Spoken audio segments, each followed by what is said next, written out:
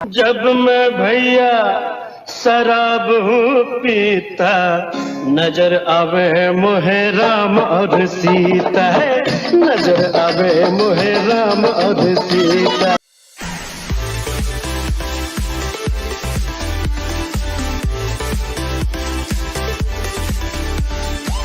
राम राम जपना पराया माल अपना, जपना पराया माल अपना, राम राम जपना पराया माल अपना। अरे राम नाम राम नाम राम नाम जपना पराया माल अपना, पराया माल अपना हो। तुम अरबों का हेर फेर करने वाले राम जी।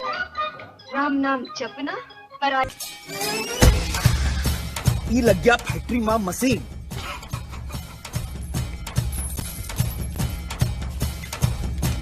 ये हो गया थोड़ी सा इन्वेस्टमेंट।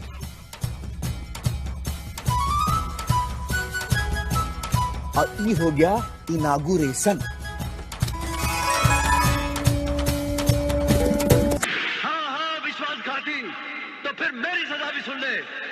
मैं पृथ्वी सिंह वर्ल्ड गंगा सिंह ये ऐलान करता हूँ कि जैसे मैं बर्बाद हुआ हूँ वैसे तेरा भी नामो निशान मिटा दूंगा, तेरा भी नामो निशान मिटा दूंगा। मैं इस मंदिर को खंडर बना दूंगा, फिर कोई पुजारी तेरा नाम नहीं लेगा। किसने लिखा है मेरे भाग में ये है? उसने लिखा है जिसके आगे तू हाथ जोड़ जोड़ कर रोती रहती है। कान खोल कर सुन ले, आज से तू इस घर में नहीं रहेगा, समझा? ये बुढ़िया तो सटिया गई है मगर शंकर नहीं सटिया, वो तुझे अच्छी तरह जानता है। मैं इसको गली में उठा कर फेंक दूंगा, मैं इसको टुकड़े टुकड़े दूंगा और मैं देखूंगा कि ये मेरा क्या बिगाड़ सकता है। तू भगवान नहीं, पत्थर है पत्थर, जो ना कुछ सुन सकता है, ना कुछ देख सकता है, ना कुछ कर सकता है। आज से तेरा मेरा कोई वास्ता नहीं, कोई संबंध नहीं। तुम ईश्वर नहीं हो, तुम संसार के रखवाले नहीं हो, तुम पत्थर हो। खुश तो बात हो गई था। बजरंग बली मेरी नाव चली जरा बली के बाद। अरे बली क्यों, बम्बू लगेगा बम। ये भी कोई भगवान है? अरे बचपन में पेट भरने के लिए मस्का चोरी करते थे, पकड़े गए, अब तुम लोग इसको मस्का। आई एम सॉरी सर, मैं मंदिर के अंदर नहीं आऊंगा। मेरी और इनकी बहुत पुरानी दुश्मनी है। मेरा भगवान मेरे अंदर है, मैं किसी और भगवान में नहीं हूं। ये लीजिए प्रसाद, आपकी हर जन्म के लिए। आई एम सॉरी सर, मैं ये प्रसाद भी नहीं ले सकता। ला इलाहा इल्लल्लाह मोहम्मद और रसूल अल्लाह। कोई तरीका है भीख मांगने का? भीख तो हाथ जोड़ के मांगते, आप लोग तो दादागिरी कर रहे हैं। अब शाणे, ये भीख नहीं मांग रहे, चंदा है। अपने कॉलेज का डीन है ना हरामी। हरामी है डीन? हरामी हरिचंद्र रामचंद्र मिर्चंदानी। बम बम बम बम बम बोले, बम चिक बोले, अरे मस्ती में डोले। बम बम चिक बम बम चिक बम बम चिक बम बम चिक बम बम चिक बम बम चिक बम बम बम बम। देख कितना प्यारा बच्चा है, पर मुझे ये बताओ इसका नाम भोला राम क्यों रखा? मेरी नानी ने बड़ा फोर्स किया जी ये नाम रखने के लिए। क्या है कि नाना जी का नाम राम था और ये होली के दिन पैदा हुआ, तो उन्होंने इसका नाम भोला राम रख दिया। अच्छा हुआ जी लोहड़ी के दिन पैदा नहीं हुआ, नहीं तो इसका नाम तो। मैं सब कुछ नहीं कर सकती, मैं आपकी बेटी हूँ, बीवी नहीं। क्यों? अगर मैं तुम्हारा पापा और मम्मी दोनों हो सकता हूँ तो क्या पूजा पाठ में इस बात का हल मिलेगा बेटी? ओ कम ऑन दादी, क्या करे? अब आप ही बताइए क्या करे?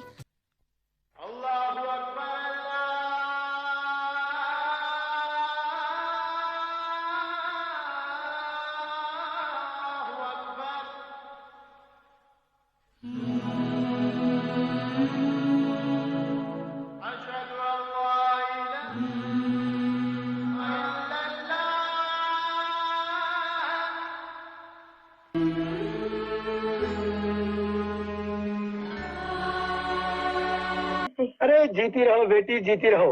एक गिलास पानी तो पिला दो मुझे। हाँ साहब, आप हमारा छुआ पानी पियेंगे? अरे तो क्या हुआ? ला हौल विला कुव्वत, भैया हम तो सीधी बात जानते हैं। एक ही सफ में खड़े हो गए महमूद व अयाज, न कोई बंदा रहा और न कोई बंदा नवाज। वाह वाह। जी हाँ, Ram Balram detective agency, child and women specialist.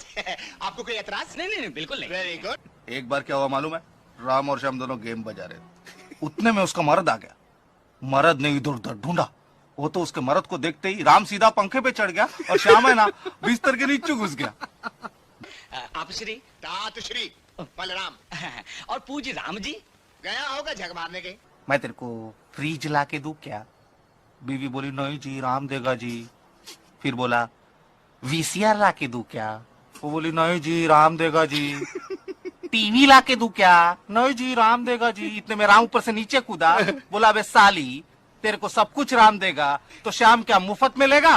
तो मेरे श्री राम जी किसी शानदार होटल की आलीशान पार्टी में शैंपेन पी रहे होंगे। तू किसी के साथ न्याय नहीं कर सकता, तो तुझे इंसान बनाने का कोई अधिकार नहीं है, और तुझे भगवान कहलाने का भी कोई अधिकार नहीं है। कि पत्थर की इस मुहूर्त में तेरा कलेजा फट जाएगा। मैं तुझे यहाँ शांति से बैठने की लायक नहीं छोड़ूंगी। तो फिर पूछिए ना अपने भगवान राम से। आप लोग तो बहुत करीब है ना उनके, जिनकी मर्जी के बगैर एक पत्ता तक नहीं खड़क। तो पूछिए भगवान से कि इस आदमी ने कजरी के साथ बलात्कार क्या उनकी मर्जी से किया? आपका जाइए ऊपर जाइए, किसी कोने में दुबक के बैठ जाइएगा, वरना पोल खुल जाएगा आपका। आप हैं किस मर्ज की दवा? घर में बांसुरी बजा के भाभी माँ को बेवकूफ बना रखा है, यहाँ बच्चा बन के गाँव वालों को बेवकूफ बना रहे हैं। अरे ये ही से कुछ नहीं चलने वाला, कुछ करके दिखाइए। तेरे हाथ में मौत का सामान है तो मेरे सीने पे खुदा का नाम है। देखते ही ये चादर मुझे बचाती है या कफन बन के मुझे कब्र तक पहुंचा देती है। चार बोली अशहदु ला इलाहा इल्लल्लाह। बिल्ला नंबर 786। इसने तुम्हें बचा लिया। जी हाँ, वेरी गुड। 786 का मतलब होता है बिस्मिल्लाह। जिसके ऊपर अल्लाह की इतनी रहमत हो उसका कोई भी बाल बांका नहीं कर सकता है।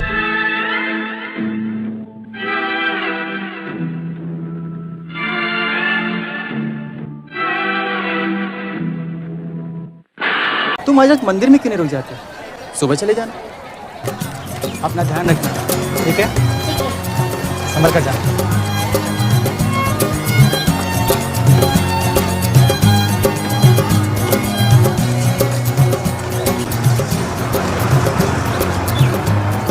हाँ, 2 बच्चे हैं, कोई 8 या 10 साल के।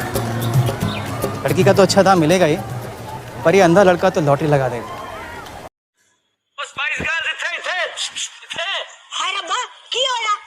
तो सरस्वती जी की पूजा कर रहे थी। तो सरस्वती जी की पूजा नहीं, सरस्वती जी को टॉर्चर कर रहे हो आप लोग। अब सरस्वती जी तो यहाँ पर आ नहीं सकती, तो उनकी तरफ से मैं आपसे विनती करता हूँ, प्लीज प्लीज गाना मत गाइए आप। ठीक है? अरे क्या क्या, देखिए देखिए छोटे छोटे मासूम बच्चे यहाँ पर खेल रहे हैं। कोई मानी या ना मानी, पर सब उसकी बातों में आ गए थे। दादी कम्मो और विमो ने गाना छोड़ के एक नई मुसीबत को गले लगा लिया और सबको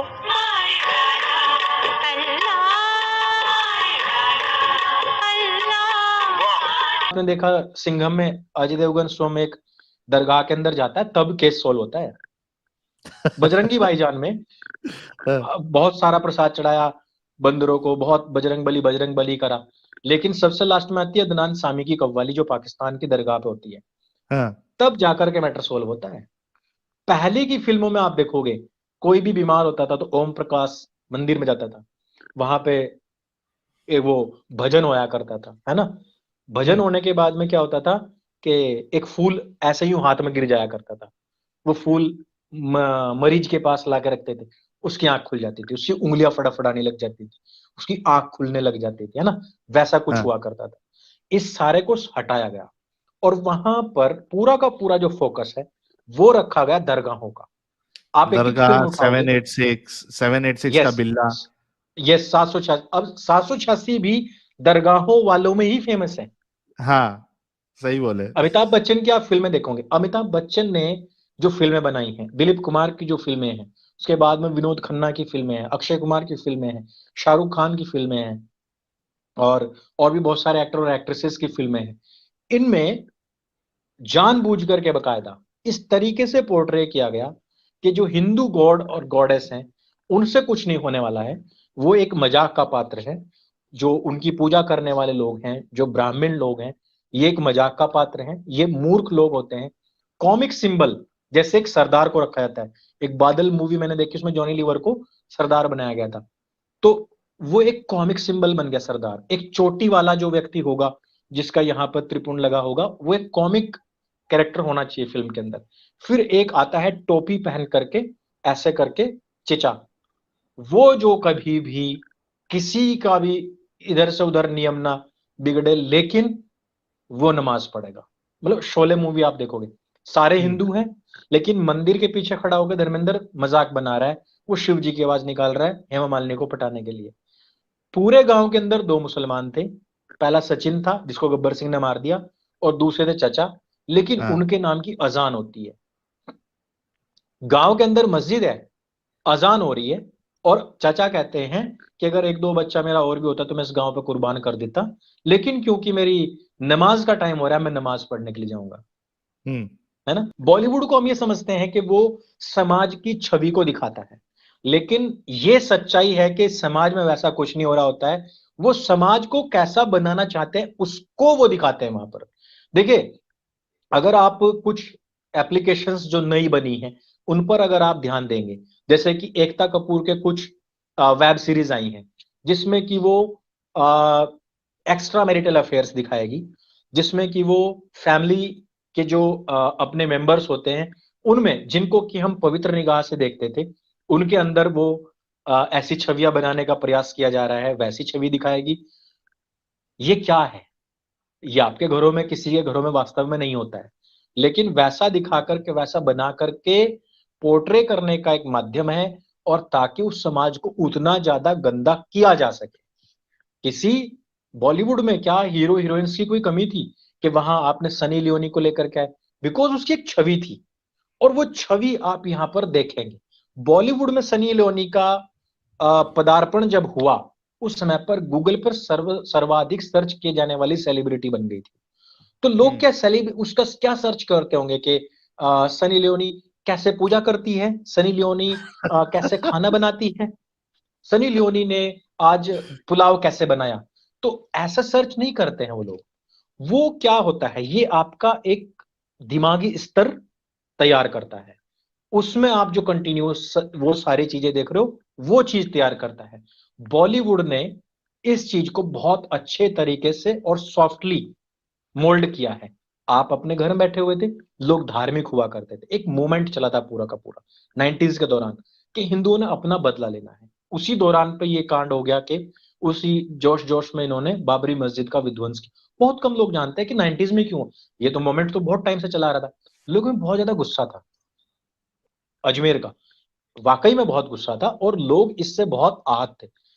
आपको याद होना चाहिए कि एक व्यक्ति था जिसके 7 गोली लगी थी और मरे हुए को भी गोली मारी गई थी।